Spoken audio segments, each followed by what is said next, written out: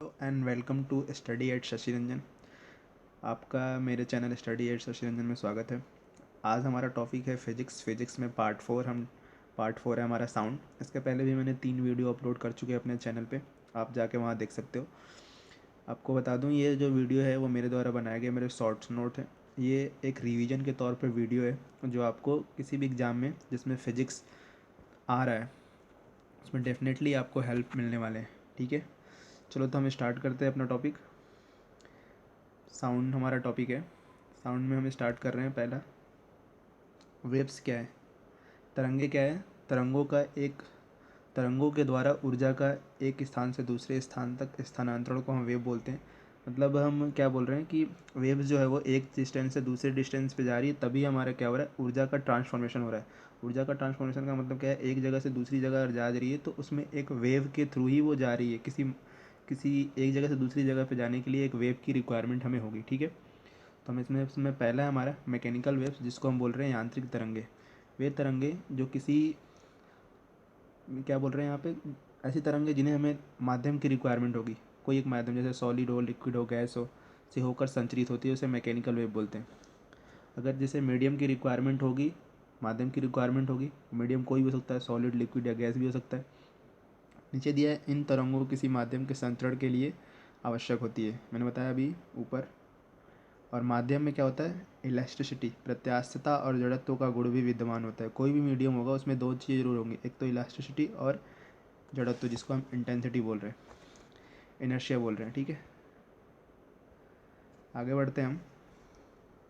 Mechanical wave कितने type के होते हैं वो हम बात करें। मैकेनिकल वेव 2 टाइप के मैंने बताया, एक है हमारा ट्रांसफ़र वेव, एक है लॉन्गिट्यूडनल। लॉन्गिट्यूडनल का बात है कि सीधे पैरेलल इस डायरेक्शन में जा रहा है, ये हो गया हमारा लॉन्गिट्यूडनल वेव। ट्रांसफ़र वेव का क्या मतलब क्या है, ये इस फॉर्म में जाएगा, जिगजैग के फॉर्म में जाएगा। ठीक है, तो जो ऊपर वाला पोर्शन होता है उसको हम बोलते हैं शीर्ष, जिसको हम क्रस्ट बोलते हैं, और नीचे वाले को हम बोलते हैं गर्त, जिसको हम ट्रॉज बोलते हैं। ठीक है, नेक्स्ट हम बढ़ते हैं। नेक्स्ट है हमारा नॉन मैकेनिकल वेव्स, जिसको हम इलेक्ट्रोमैग्नेटिक वेव्स भी बोलते हैं। इस टाइप के नॉन मैकेनिकल वेव से ही समझ में आ रहा है कि इसमें इसको माध्यम की रिक्वायरमेंट नहीं होगी। क्या लिखा है मैंने, in that wave are not required to any medium in the wave of transfer to vacuum. इस टाइप के जो वेव होते हैं वो वैक्यूम में भी ट्रैवल कर सकते हैं। एग्जांपल जैसे light rays, radio, X rays, etc. ठीक है, नेक्स्ट आगे बढ़ते हैं हम। नेक्स्ट में हमारा क्या है, मैंने एक यहाँ पे इक्वेशन लिख रखा है, A1 upon A2 equal to I1 upon I2। ए जो हमारा क्या है, एम्पलीट्यूड, और आई जो है हमारा इंटेंसिटी को दिखा रहा है। ठीक है, तो सपोज़ ये मैंने एक कर्व बनाया है, इसमें मैंने ऐसे बनाया है। तो एम्पलीट्यूड आयाम किसको बोलते हैं, जो इन दोनों के बीच जो मैक्सिमम डिस्टेंस होती है ना, तो जो मैक्सिमम हाइट, जिस एक ये मैंने सेंटर लाइन से जो मैक्सिमम हाइट होगी उसको हम बोलते हैं वेवलेंथ, उसको बोलते हैं हम एम्पलीट्यूड बोलते हैं, जिसको हम बोलते हैं आयाम। इसको स्मॉल ए से डोनेट करते हैं। ठीक है, टाइम पीरियड क्या होता है, आवर्तकाल, मतलब एक मूव करने में कितना टाइम ले रहा है, एक पूरा सर्कल मूव करने में। फ्रीक्वेंसी क्या होती है, आवर्तकाल के व्युत्क्रमानुपाती होते हैं, यानी frequency equal to frequency 1/t होता है, टी यानी आवर्तकाल। ठीक है, आगे हम देखते हैं। आगे हमारा v equal to N lambda, ये क्या हमारा फॉर्मूला है। v हमारा मतलब क्या है, स्पीड हो रहा है, स्पीड ऑफ वेव। n क्या है, फ्रीक्वेंसी। w क्या है, वेवलेंथ। ठीक है, अब हम देख रहे हैं, ये हमारा range of frequency. Range of frequency में पहला क्या है, 3 टाइप के हमें पढ़ना है, इंफ्रासोनिक, ऑडिएबल और अल्ट्रा वेव। ठीक है, इंफ्रासोनिक का मतलब होता है अश्रव्य तरंगे, जिन्हें हम सुन नहीं सकते, यानी लेस देन 20, जिनकी फ्रीक्वेंसी 20 हर्ट्ज से नीचे होगी, हम उनको बोलेंगे इंफ्रासोनिक। ऑडिएबल वेव, जिनको हम सुन सकते हैं। ऑडिएबल वेव में कहाँ से रेंज आती है, 20 हर्ट्ज से 20,000 हर्ट्ज के बीच जो आएगी उसको हम बोलेंगे ऑडिएबल वेव। ऑडिएबल यानी श्रव्य तरंगे। अल्ट्रासोनिक वेव, जिसको हम बोल रहे हैं पराश्रव्य तरंगे, इसका फ्रीक्वेंसी क्या होगा, मोर देन 20,000 हर्ट्ज से अधिक होगा। ठीक है, इनको कौन कौन सुन सकते हैं, जैसे कुत्ता, बिल्ली, चमगादड़ आदि, इनको क्या है, अल्ट्रासोनिक वेव को सुन सकते हैं। अब अल्ट्रासोनिक वेव का यूज़ कहाँ करते हैं, संकेत भेजने में किया जाता है, कीमती कपड़ों, साबुन या घड़ियों में के पुर्जों को साफ सफाई में यूज़ किया जाता है। सीधे पूछा जाता है एग्जाम में कि साबुन, ये जो वायुयान है, इनकी सफाई करने के लिए किस टाइप की वेव का यूज़ किया जाता है, तो आपको सीधे याद रखना है कि अल्ट्रावायलेट वेव होते हैं, अल्ट्रासोनिक वेव होते हैं। ठीक है, पराश्रनी, पराश्रव तरंगे। नेक्स्ट हम आगे मूव करते हैं। नेक्स्ट है हमारा स्पीड ऑफ साउंड। साउंड की स्पीड किस प्रकार से है? तो जो साउंड ऑफ स्पीड देखिए हम लिखा है भी जो है वो क्या है, under root E by D. E जो है, ई हम बोलते हैं प्रत्यास्थता, जिसको हम बोलते हैं इलास्टिसिटी। हमने लिखा है किसी माध्यम में ध्वनि की चाल माध्यम की प्रत्यास्थता और डेंसिटी पर निर्भर करता है। किसी भी साउंड डेंसिटी को हम डी से भी दिखा सकते हैं या फिर रो से भी दिखाते हैं, ठीक है। तो यहाँ हमने डी से दिखाया, रो भी आप दिखा सकते हो, ठीक है। अब हम बात करते हैं किस माध्यम में कितनी कितनी किसकी क्या साउंड की क्या मतलब, आपको याद रखना पड़ेगा। Some medium of speed of sound किस माध्यम में सबसे अधिक होता है। जैसे ये आपका वायु में कितना होता है 320 होता है, जल में कितना होता है 1493, भाप का कितना होता है 405, अल्कोहल 1213, लोहा 5130। ऐसे ही आपको हाइड्रोजन, कांच, पारा, एल्युमिनियम और ऑक्सीजन, कार्बन डाइऑक्साइड का भी मैंने लिख रखा है, ठीक है। अब हम नीचे देखते हैं इसमें क्या है। When sound more from one medium to another medium, मैंने लिखा है कि कोई when sound move from one medium to another medium, speed of sound and wavelength change but frequency no change, that means it does not depend on the frequency of sound. क्या बोल रहे हैं हम कि जब एक माध्यम से दूसरे माध्यम में जब हमारा साउंड जा रहा है तो उसमें क्या क्या किस में चेंजेस आ सकते हैं, तो वो हमारे साउंड के स्पीड और वेवलेंथ में चेंजेस आ सकते हैं, लेकिन उसके फ्रीक्वेंसी में कोई चेंजेस नहीं आएगा। इसका मतलब क्या है, फ्रीक्वेंसी पे साउंड डिपेंड नहीं कर रहा है, ठीक है। अब ये देख लीजिए कि सबसे ज़्यादा स्पीड होता है साउंड का जो होता है सॉलिड में, फिर लिक्विड में, फिर गैस में, ठीक है। नीचे हमने दिया है effect of pressure on the speed of sound. जैसे जैसे हम प्रेशर बढ़ा रहे हैं स्पीड पे कोई भी वे चेंजेस नहीं आएंगे। मतलब सीधी सी बात है, अगर क्वेश्चन पूछा जाता है कि क्या हम प्रेशर बढ़ा रहे हैं तो स्पीड के साउंड में कोई चेंजेस आएगा, तो आपको बोलना नहीं, कोई चेंजेस नहीं आएंगे, ठीक है। नेक्स्ट है हमारा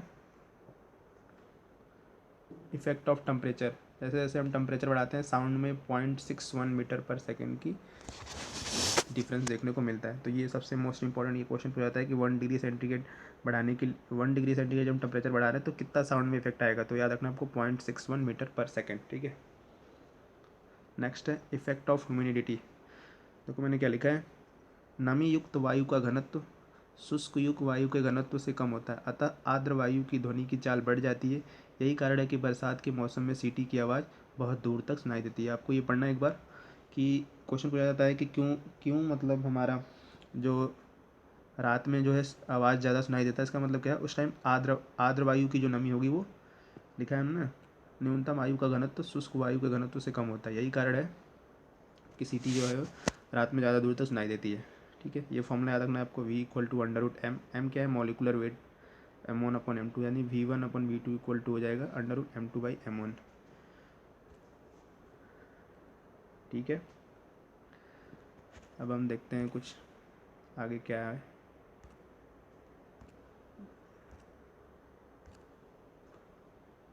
ध्वनि की कौन कौन से प्रॉपर्टी है वो देखते हैं हम लक्षण।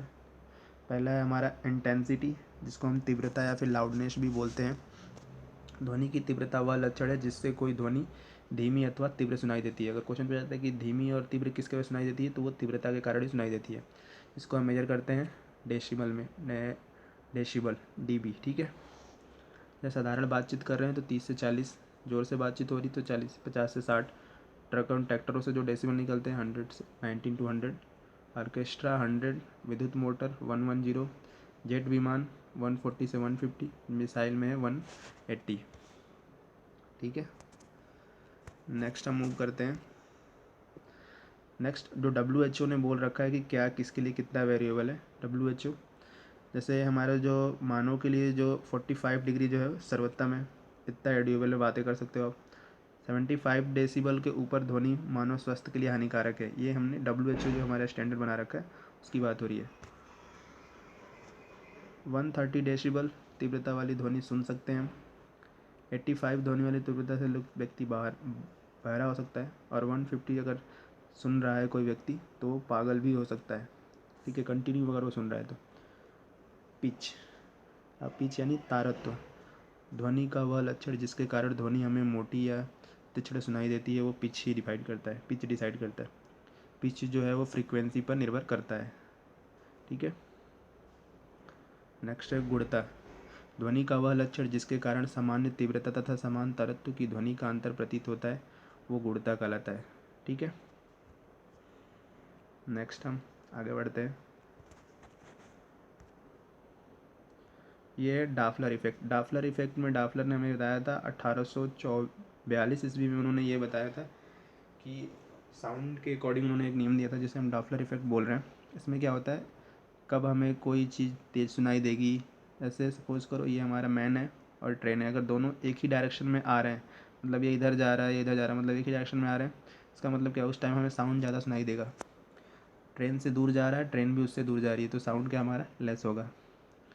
क्वेश्चन ये पूछा जाता है कि इको क्या होता है। तो इको वो डिस्टेंस होता है जहाँ से कोई ध्वनि हमें लौट के वापस हमारे कानों तक सुनाई देती है, मतलब साउंड हमें दोबारा रिपीट होकर वापस आती है। इसका मिनिमम डिस्टेंस कितना हो, 17 मीटर होना चाहिए।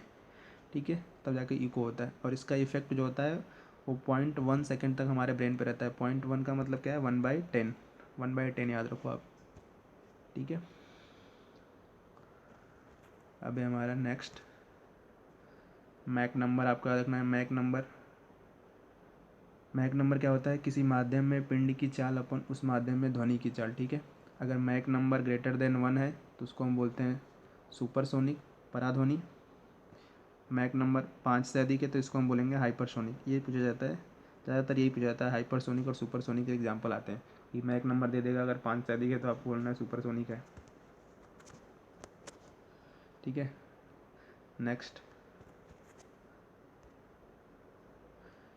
Reflection of sound. साउंड का रिफ्लेक्शन क्यों, मतलब से इस डायग्राम से आपको पता चलेगा कि दिन में और रात में मतलब साउंड का क्या इफेक्ट होता है।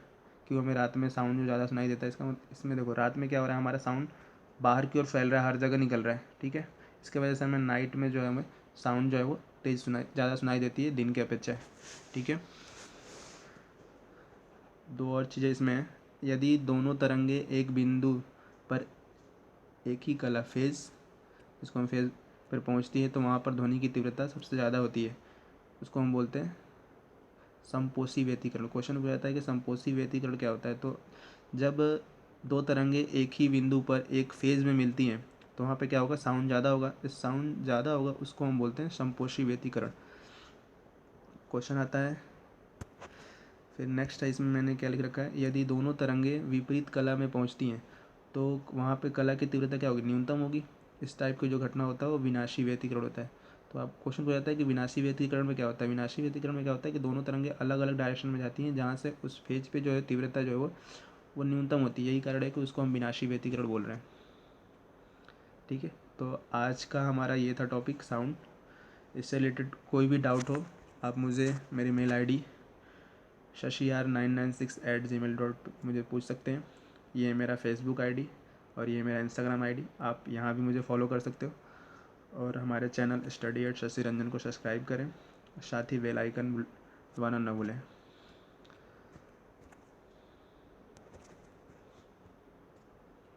Thanks for watching.